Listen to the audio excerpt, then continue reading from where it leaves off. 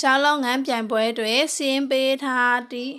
တတိယတန်းခခွေကကျောင်းသားရေတွက်ကိုဇရာထဲမှာပြထားတယ်ဇရာကနေပြီးတော့ဘာဂရက်ပြုလုပ်မယ်ဒါဇရာကနေပြီးတော့တာသမီတို့ဘာဂရက်ပြုလုပ်မယ်ဘာဂရက်ကိုဘလို့ဆွဲမလဲဆိုတော့ဒီမှာဆွဲပုံဆွဲနေသူရေးထားပြီးဒါကဇရာเนาะဒုတိယတန်းမှာသင်ထားပြီးဒါကိုဇရာလို့ခေါ်တယ်ဒါကိုဘာဂရက်ကိုဆွဲတော့မယ်ဆိုတော့နံပါတ်1ကခေါင်းစဉ်ရေးပါခေါင်းစဉ်ကိုရေးရမယ်ခေါင်းစဉ်ကိုဘယ်ကနေရဆိုတော့ဒီမှာရှိတယ်တတိကျောင်းလုံးငန်းပြိုင်ပွဲအတွက်ကျောင်းသားများလည်းရေးလို့ရတယ်เนาะကျောင်းသားများသမီးကျောင်းလုံးငန်းပြိုင်ပွဲအတွက်တတိယတန်းခကကျောင်းသားများလည်းရတယ်တဲ့ဒီလိုမျိုးရေးပါเนาะအဲ့ဒါခေါင်းစဉ်ရပါပြီနံပါတ်2ကကျတော့ကျောင်းလုံးငန်းမျိုးမြည်များကိုအလျားလိုက်ရေးပါ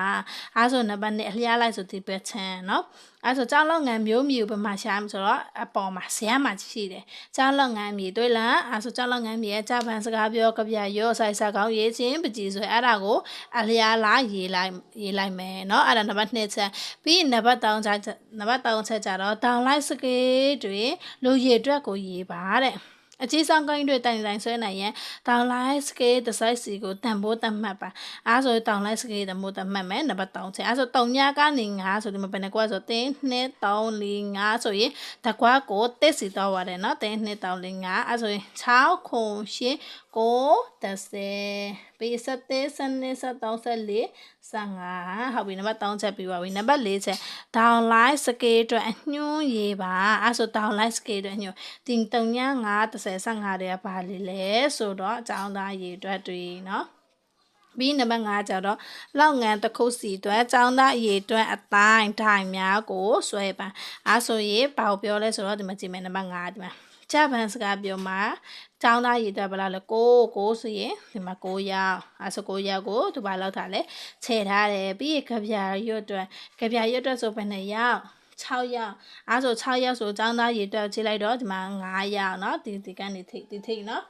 အဲဆိုရင်6ရက်ကိုဘာလို့ရမလဲဆိုတော့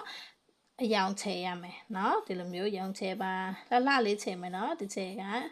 မြန်နဲ့ချဲလိုက်တဲ့ကြောင့်မလို့တိုင်မလှဘူးเนาะဒါတမျိုးဒီချဲတေးချာတရက်ဆွဲပါပြီးဆိုင်စာကောင်းမှာဆိုရင်ဘယ်နှရက်ဆို73ရက်ဆိုရင်ဒီမှာကျတော့30 17 12 13ဆိုရင်ဒီမှာပြသွားပြီเนาะအဲ့ဒါကိုပေတန်နဲ့ဒါသမီးတို့ဆွဲမယ်เนาะဒီချဲလိုမျိုးမဆွဲရဘူးလှလေးဆွဲမယ်ပြီးရင်ပကြီးဆွဲတာဘယ်နှရောက်လဲဆိုတော့12ရောက်ဆိုရင်ဒီမှာ30ပြီး17 12ဆိုဒီမှာ